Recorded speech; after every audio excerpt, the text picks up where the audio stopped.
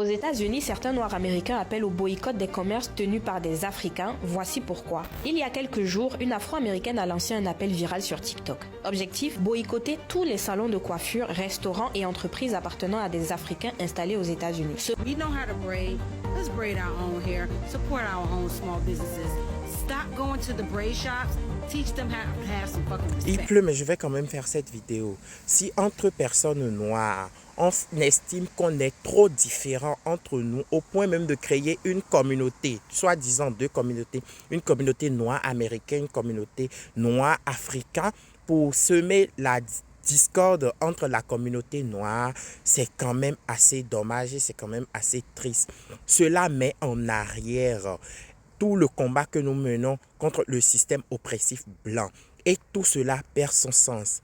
Et pire encore, c'est des personnes noires qui lancent ce genre d'appel, ce genre de boycott contre leurs propres compatriotes, contre leurs propres frères, contre leurs propres sœurs noires. Être noir, c'est noir. Quelle que soit notre nationalité, notre origine, notre lieu de résidence, que nous soyons aux États-Unis ou en Afrique, le racisme n'a pas de frontières. Elle est partout, elle est systémique. Moi, je trouve ça assez dommage, assez triste que les gens aujourd'hui oublient leurs histoires au point même de se créer une communauté, une identité qui qualifie de afro-américain ou noir américain.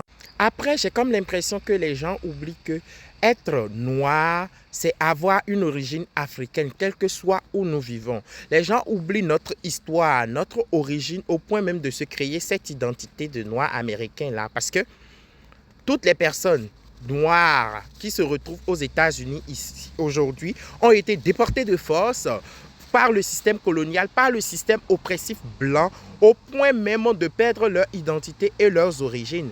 Et c'est en cela qu'aujourd'hui, les gens estiment que, oui, ils sont des Noirs américains et qu'ils se créent une culture qu'ils ne veulent pas qu'on leur approprie de ça ou qu'on leur fasse n'importe quoi ou quoi que ce soit. C'est triste, c'est regrettable.